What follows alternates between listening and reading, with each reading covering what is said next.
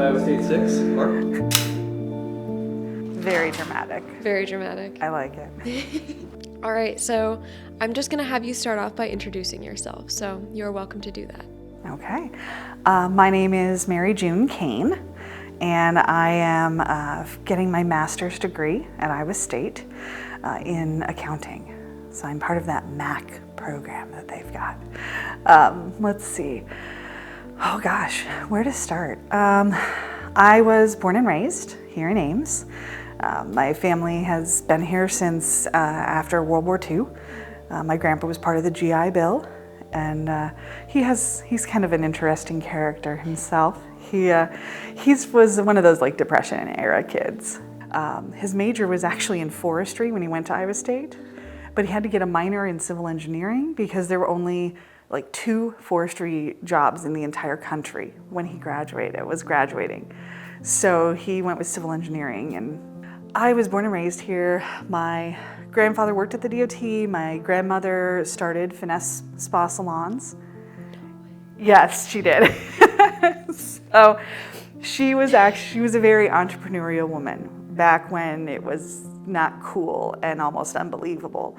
I remember one time my mom, I can't remember if she was in middle school or high school, but she was talking to a classmate, and the classmate told her, well, there's no way that you're Marion Loken's daughter. You can't own a business and have children, right? And my grandfather was very much a supportive spouse. He was not one of the era where the wife needed to stay home. Actually, funny enough, well, I think it's interesting. My grandmother's father was the condition he had for my grandpa to marry my grandmother was that my grandfather couldn't stand in my grandmother's way. That my grandmother was going places, and my grandpa needed to support her and encourage her, and he did. So they started Finesse, they started PCI Academy, originally Professional Cosmetology Institute, which is actually what brought my mom back to Ames after she had gone through Iowa State as well. She was a journalism major, and she got her teaching certificate, and then she taught up at a very small rural school up in Wisconsin. I can't remember the name of the town, but it was a place where at the time, it was the 70s, it was still very rural. And her favorite story, well, 2 favorite stories. She was very beloved by the wrestling team, and much to her chagrin, because she doesn't really like sports. She didn't really like sports, but they also were very smelly, and she had to sit behind them. Yeah. And so she was sitting behind a bunch of these like high school boys, just like, oh God, the smell, but go, get them. Her favorite story from up there that she loved to telling, because she loved words and English. That's what she taught, was English, journalism. She was like in charge of the Palm Squad or something like that, which is really funny because she was never part of that, like when she was in high school. But she got the entire wrestling team to actually read a book. Wow. A lot of them had never actually read a chapter book all the way through. So, but PCI is what brought my mom back with my dad. And she really, it was my mom and me for most of my life. My dad, I think he had really good aspirations. He did get his master's and his bachelor and master's from Iowa State. Not quite sure to this day how he managed to get his master's, because he didn't do any actual research, but it was like a biology, animal science one. He was very good with words, and he was very persistent, which is probably how he landed my mom. Because she had a spine of steel. Oh. She could be flexible, but she knew what she wanted. And so they were raising me, and it was pretty good for a while. Mom was going to school as well. She was actually only a few credits short of getting her master's as well. Yeah, and she loved the classes Iowa State had. Back then, this was, the 80s. They didn't really have a lot of the resources that we have now. So there was no internet. Nope. There was no Google. There was none of that. So you had your doctor, you had any books that were written, but she took classes at Iowa State in child development. Oh, really? to get an education on how to parent, like the psychology behind it and how kids develop. So she used a lot of those, and she had me going over to UCC, University Community Childcare, which is the one tied to Iowa State. So I was there from, I think, when I was maybe like a year old, 6 months a year, sometime around there, until I think like 5th grade. They were here helping, they were raising me. Dad was trying to get his business going. He did have a jewelry store at one point. My grandparents helped him start that. He didn't have any money. His family didn't. So, and he was one of 5 kids. So it was one of those where they did not have money, and they were poor. But that's where my mother introduced him to a whole new world of what was possible. And he loved that, and he found that he loved it. My grandmother, though, got sick, 1990, ovarian cancer. Yeah. So if you can imagine how difficult it is to treat ovarian cancer today, 1990, it was basically, we'll care for you, we'll treat it if we can, but we'll care for you until you pass. And so about 2 years later, 1990, she was diagnosed. 92 is when she passed. So that was a tough time, you know. I didn't really know her that much because I was maybe 7, 8 years old when it happened. But I do remember making banana pudding. But we would make the banana pudding, and then she had those little bowls that looked like tulips. Oh, I think I know what you're talking about. You remember those? Yeah, they were my favorite bowls when I was at their house, which, funny enough, is actually the house that we live in today. Oh, really? That's awesome. It's my grandparents' house. There was only one owner prior to, and they were a retired ISU professor. So it's been with us since 1971, 1972. Yeah. But she and I would make it. She would slice up the bananas, and then we would line the bowl with bananas, and then put the banana pudding in it to cool. And that was one of my favorite times with her.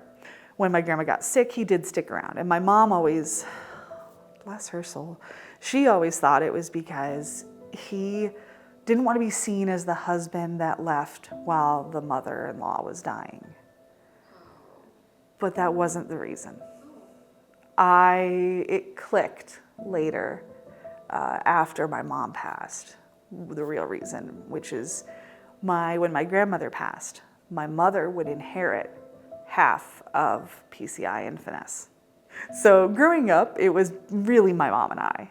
And I had a dad, but once he left, I didn't actually see him for probably about 2 years. He didn't call. There weren't letters, weren't birthday gifts that I can remember. He just kind of went away. And then that was about the time it took. Divorce became final, and a woman came into his life, wonderful woman. That's why I say he has great taste in women, because my mom is a wonderful woman, was a wonderful woman, excuse me. I still forget sometimes that she's not with us. But he found a great woman. My dad got married to her about a month after the divorce was final. But he'd met her prior to. She was the reason that I actually had any relationship with my dad, because she did, after they got divorced, she did kind of wonder if it was a good thing. And I said, it helped me learn what I do and don't want when it comes to a partner in life. I'd always looked at my grandparents, because they were true partners. They supported each other. I'm sure my grandfather got a lot of stuff around heckling around his wife making more than him, actually. But he didn't care. That didn't matter to him. He didn't, as long as he had her and his kids, he was happy. So that's what I always had aspired to. And unfortunately, my dad was very much that high school boy mentality that never really grew up, and not even modern high school boys, So I really had no interest in guys for years. Yeah. Maybe a little bit in college, but even then I'm like, oh, you remind me way too much of my dad. We're not going to do this. I need to see you when you've matured some. So for me, it was going through Edwards Elementary, going to Ames Middle School, Ames High School, graduating. I'm sure they still ask, and they're like, oh, what do you want to do when you grow up? And it's like, I had no idea, right? And being the grandchild of Finesse and PCI, it was, oh, are you going to go into the cosmetology field? And here I was, I didn't like makeup, and I didn't really like doing my hair. I've actually had short hair since about 5th grade because my mom one day told me, well, honey, we're in the beauty industry, and you either need to style your hair every day, because all I would do was put it in a ponytail. Super easy, right? But she said, you either need to style it every day or you need to cut it so that you don't really have to do much to style it. And I said, okay, let's cut it. Fair enough. There's no point. I'm kind of one of those people where it's like, if there's no point, like, Why do it? Why do it? Why do it because everybody else wants you to? That doesn't make sense. So people would always ask, oh, are you going to go into the beauty industry? And I was like, dead set, no, I'm not. But then you have like the panic attacks of, oh my God, what am I going to do?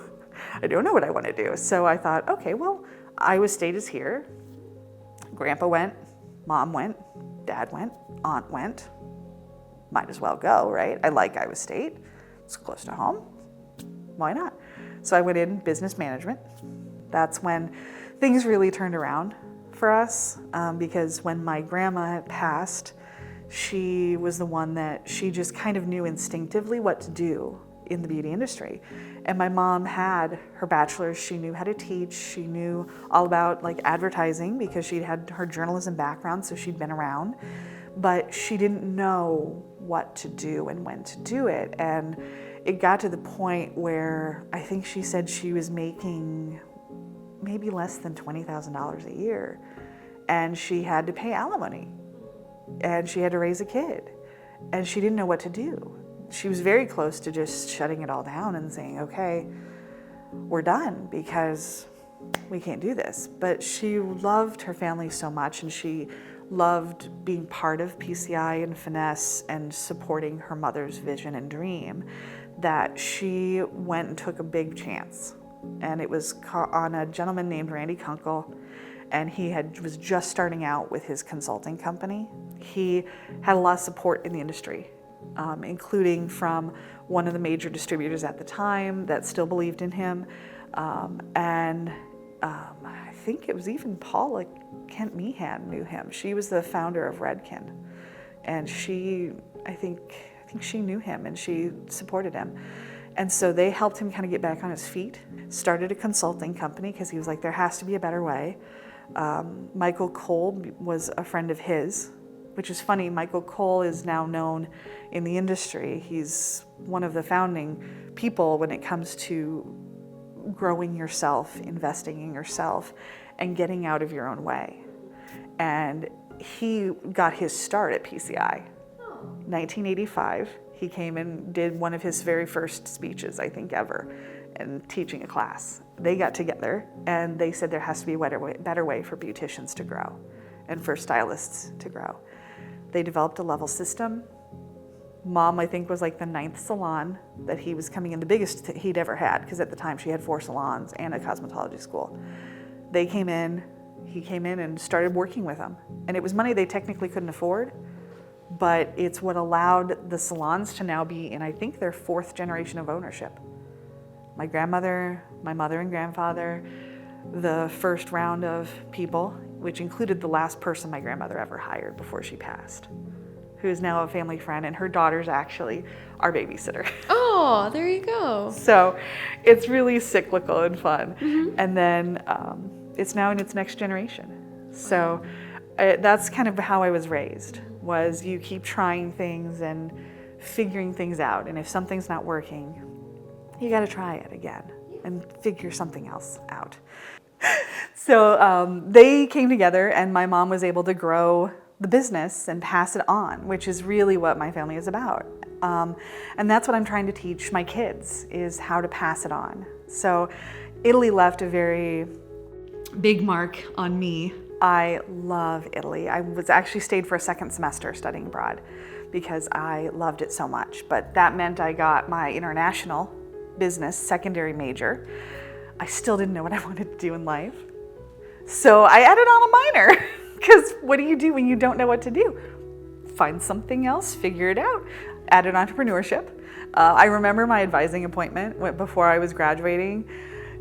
I went in and I said, okay, so should I be like having internships? And they said, probably. That might be a good thing. And you have to remember, early 2000s, right? I'm totally aging myself, but this is early 2000s. If you want to know exactly what happened, I joined Facebook in 2004 when you had to have a college email address to join. Oh. Yes, I'm OG Facebook. You are. Right here. I haven't used it since 2017 because you get a little worn out sometimes. And it's just evolved and changed so much. But that's what I love about like the beauty industry, what I love about Ames, and what I love about the world in general. I think they say the only constant throughout history is change. And it's one of the things I tell myself. Change is good. Change. It's the only thing that you're guaranteed to have happening besides death, which has to happen at some point. But it's one of those where I didn't know what I wanted to do. And I had a panic moment. I was like, I don't know what to do. And my mom said, well, I mean, do you want to intern at like Redken? I was starting to do that. And Michael, Cole, and Randy both were like, hey, talk to us. And Randy suggested, why don't you go into the beauty industry? And I was like, I really don't want to do hair. He said, that's okay. Go to school, get your license. So I did.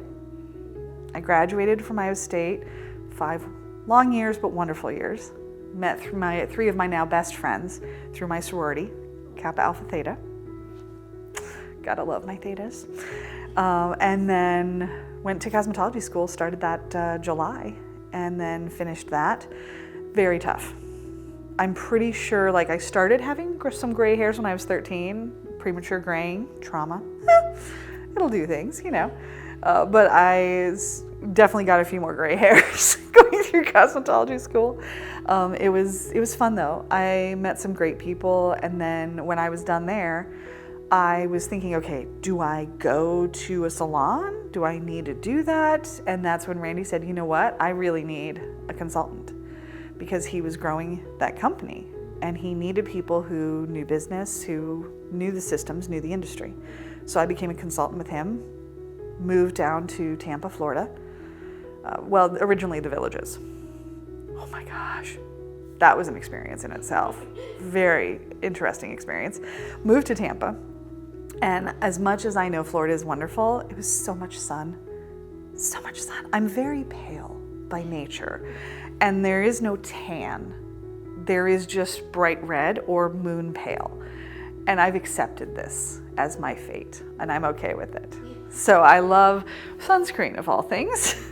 And when that was like, okay, kind of working, and then Randy had an opportunity, this would have been like 2008 or so. He needed somebody to come back. So the Great Recession. He needed somebody to go and help some salons in the St. Louis area. So he partnered with a distributor there. I moved to St. Louis for about 6 months. So once that ended, it turned out that PCI, the 2 admissions people they had, were both going to be giving birth in October of that year. And this was 2009, and they needed somebody to come in and help because they were going to have no admissions people. So I came in, and that's how I got started working at PCI. I was there for about 3 years admissions. Well, actually, no, 5. But the last about 2 years, I was kind of a partner. I wasn't in paperwork, but I was in name. And at that point, I realized that the reason recruiters for most colleges and universities only last 2 or 3 years is because of how demanding it is. And I also discovered that I'm actually a bit of an introvert. Because by about year 4 and 5, I was so tired.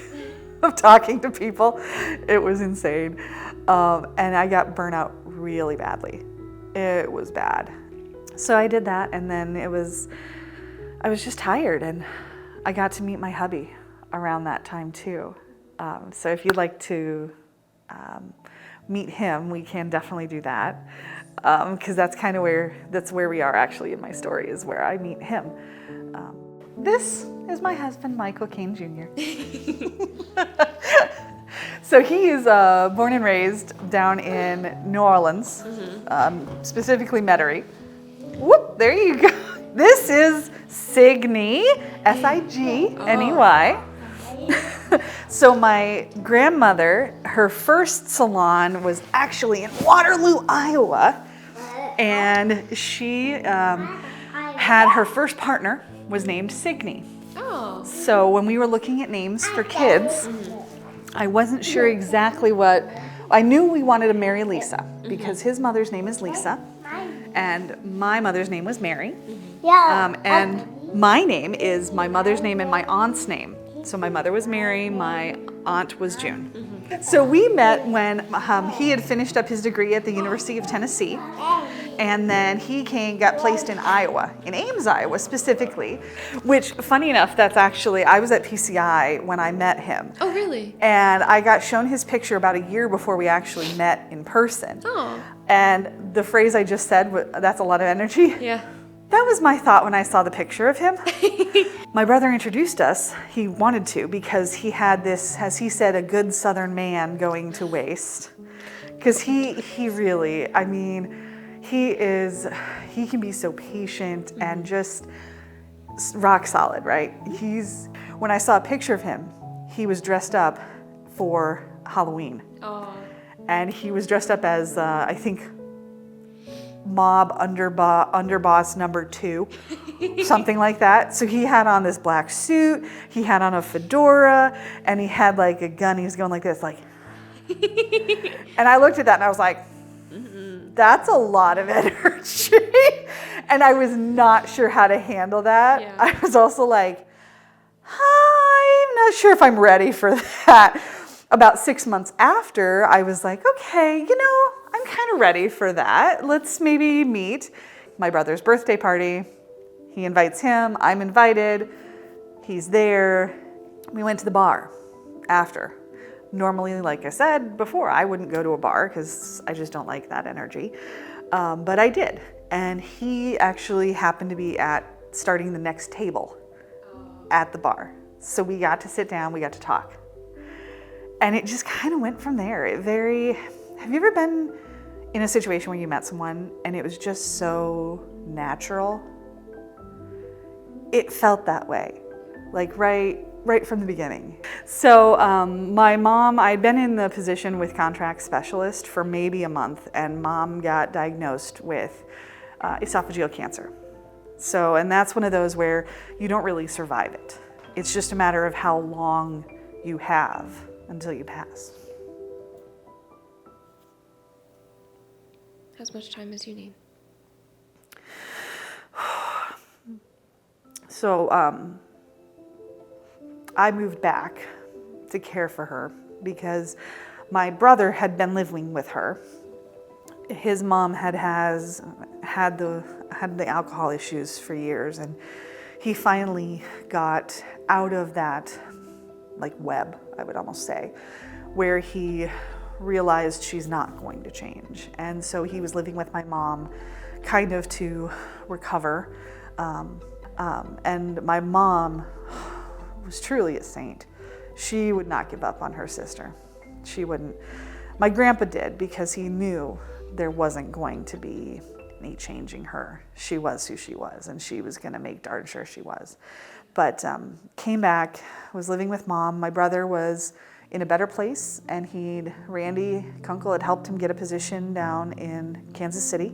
So he went down there to work, and that left me and mom. And so we moved here, started caring for her, taking care of her finances, things like that, helping her with all her medical things, because she'd had an ulcer that had burst while I was flying back, and she'd had many strokes. She had to relearn how to walk even while she was basically just on the borrowed time. And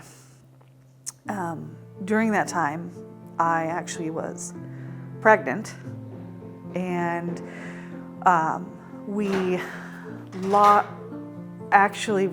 that baby. Hi, that's why she is my rainbow baby. Yes, you're my rainbow baby. Did you know? Are you sure? You brighten up mommy's life. Only a little pea came out. Okay. I hope we got that, because that was awesome. Very is honest. motherhood. This is absolutely motherhood. I was thinking about it, and I was like, there's the plan, and then there's reality, and trying to get the two together is called parenting. Yep. But I was pregnant, and my mom was very excited because we were hoping she would live long enough to meet the baby. It didn't happen. And she thought she was the reason, because I was lifting her, helping to lift her some, and I was like, Mom, it just was not meant to be. And that was okay, because at the same time, my dad was starting to have issues, and I was becoming guardian conservator for my aunt because she was now facing early onset alcohol abuse induced dementia.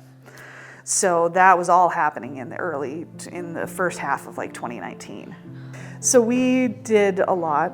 My best friend took me on a road trip in July when Mom was in hospice at that point, because I needed to get away. Yeah. So we got to drive through Canada. I'd never been. I will never drive in Toronto again. Just don't do it. Don't do it. And then we got her car, which was the road trip, was taking her car from Denver to New York City. Oh. So I got to go out and see where she was living, where she was working with H&M at the time. So it was pretty fun. Yeah. And then I came back, had about a month or so before my mom passed. Hi. And I was really lucky because my best friends had come. They came to help me after she passed. My mom's best friend, Betty, came. Betty and her husband, Steve, have known me my whole life, and they basically became bonus grandparents. They basically are taking the place of my mom. I will admit, I didn't actually tell my dad that I was pregnant and was having a child, because I had to separate myself from him in January of 2020. It was. And that was just for my mental health, because there was no changing him, and he basically was doing the same thing he'd done to my mom to my extra mom, and it broke my heart. So he was there though through. You can have juice. He was there through all of this, and we were lucky enough. We got pregnant. We got pregnant with Mary Lisa, who is named for my mom and for his mom, Lisa. Yeah, guys, you were born in your grandma and grandpa's. Yeah, I'm named after my mom and my aunt, Mary and June. Although my grandma's name was Marion, so I felt it was rather appropriate. We did have Michael John Cain III picked out if one of them was a boy. So, right, we were lucky. We got both girls. So, and we decided a third was a little too much, because Mary Lisa joined us during the pandemic. August of 2020. That was an experience, because I was still dealing with the grief of my mother, having to cut my father off while still caring as a conservator and guardian for my aunt who was in a home. And then we gave birth to Mary Lisa, and then a week after I gave birth to her, I started my first class at Iowa State for my master's. It was an online course. It was nice and easy, but that started the journey towards becoming a CPA. So we continued to pursue my degree. He was lucky enough, he got a transfer here. So he was an area engineer with the Iowa Division for Federal Highway, and then he got a promotion to become Grant's team, which is located in DC, but at the time it was offered as remote because of the pandemic. You joined me and your dad about a couple days before I was supposed to take a final for an in-person class. But the department was wonderful. I'd had an A in the class, and I'd gotten A's on the first 2 exams and had one more to take, which I ended up getting an A on. And so they let me skip the final and count the average of the 3 as that grade. Yeah. Yeah. And then a month after you were born, we found water and mold in the basement. And we had to use Dad's leave to figure out what was going on. Oh, no. Yeah. So our home is a 1960s ranch home. So Yeah. there's some things you just never know. Yeah. So we've been in a lot of different change. In 2021, my aunt passed in July, and then my dad passed in August. My uncles actually didn't tell me he'd passed for about 2 weeks after he had passed. They were basically clearing everything out before they told me. So I graduate in May, and hubby's probably going to be getting a promotion to the next level with his work, and I started RSM in October. So it's it's always an adventure. I'm sure. I'm pretty sure I was told that, because she goes to UCC as well, and I was told that she was the first child they ever recommended rock climbing and martial arts for. When I was 3. Yes, when you were 3, they recommended that. Yeah, I can do a tumble. You Do you can? have a lot of energy? Yeah. Yep. Like a lot of fruit. Mm-hmm. You love fruits. Can I ask you a very special question while your sister is gone? Yeah. What does your mommy mean to you? She means she Is she very special? Mm-hmm. Can you tell me about your mommy? yeah. What's my favorite color? Purple. Yeah? Yeah, she has purple hair. She does have purple hair. Yeah. And I have the same color eyes as Cindy. Mm-hmm. And I have the same hair too. You do. You Do very you love much. your mommy? Did you hear her? Do you love your mommy? Yeah. Yes. She's my favorite. Always a character. Always a character. It's Thank you so much, Mary Lisa. That was very kind of you to share. We have actually been told, it was always my goal to raise them to be leaders, good leaders too, because leadership can be used for good or bad. And I always wanted them to be leaders for good. Mary Lisa, hey, shh. And so I found that she was a leader. Daycare told me, they're like, when Signy started in the infant room, she would get her classroom, which was right next door, the toddlers, she would get them to start a screaming contest. And everybody would be screaming, and they wouldn't be listening to the teachers. But then when one of the teachers from the infant room came over and told Mary Lisa that she was waking up her sister because of her screaming, she went around and told every single one of those kids, no, you can't scream. My sister needs to sleep. You need to stop screaming, and got every one of them to stop screaming. Wow. And we've been told recently that one of the kids that's in the slightly younger room, whenever they're feeling scared, they say about like doing something, they'll say, if Mary Lisa can do it, I can do it. And so I feel like we're on the right track. You always question yourself as a parent, but that was one of the things that I really wanted to carry on, that legacy from my mother, my grandmother. And we've been very lucky to have our extra grandparents, Betty and Steve. They live in Florida, but they come up as often as they can now that they're retired, because they didn't have any kids themselves. So they never expected to have grandkids. So when I asked them if they would be extra parents to me and grandparents to these two, oh man, it's a whole nother side of them that I don't think ever expected to have. It's been wonderful. It's been tough, but I know every spouse probably says this, but I couldn't have done it without him. That's what he's there for. Yeah. All right, Signy, I have a super special question for you. Are you ready? Is she Yep. She's laying on the floor right the floor. now. Ready? They're going to ask you a question. I have a super special question. Are you ready? What does your mommy mean to you? Do you love your mommy? Yeah. What does your mommy mean to you? Is she special? Yeah. Yeah? Can you talk to me about your mommy? Yeah. Yeah? Tell me about your mommy. MaryJune. Yeah? Anything else? Yeah. Yes? What else? MaryJune.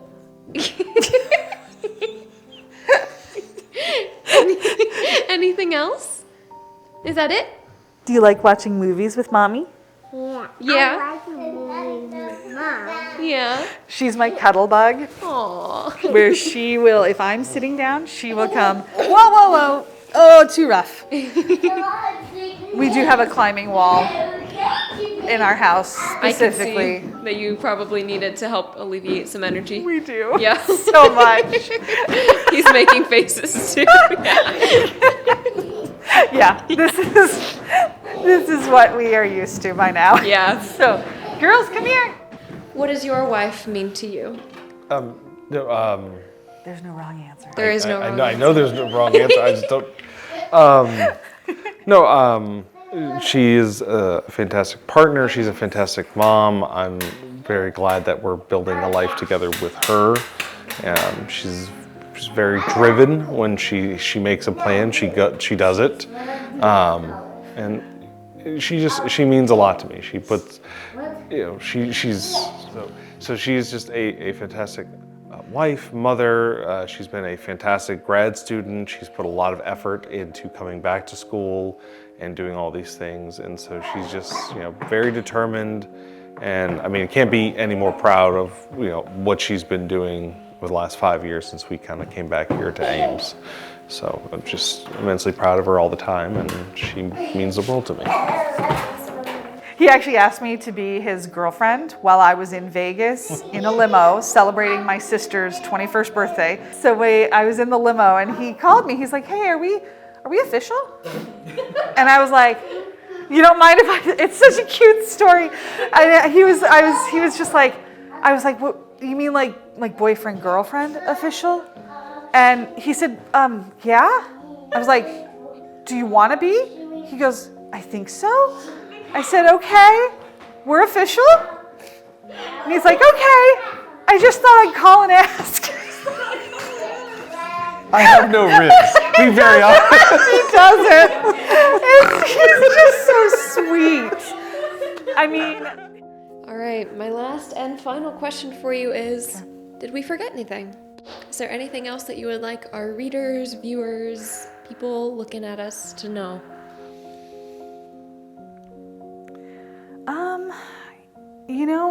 the thing I kind of wish I had learned sooner was to let yourself fail. I went with the safe choice a lot of times, and I can't regret it because it brought me to where I am. And I am restarting my life and my career at the age of 40. And that can be terrifying at times. But you only have your one life, and if you learn to let yourself fail and learn from it, it can make a big difference in your happiness and in what you do. And that's where I was always afraid to fail. I was that typical only child, oldest grandchild. God forbid I not be perfect. My brother always called me Marsha, Marsha, Marsha. I didn't like to fail, and I would not let myself fail. But I also had a very positive attitude about things too, and the combination can be interesting. So it's okay to fail. Just learn from it and see what you will learn from it. Could make a big difference.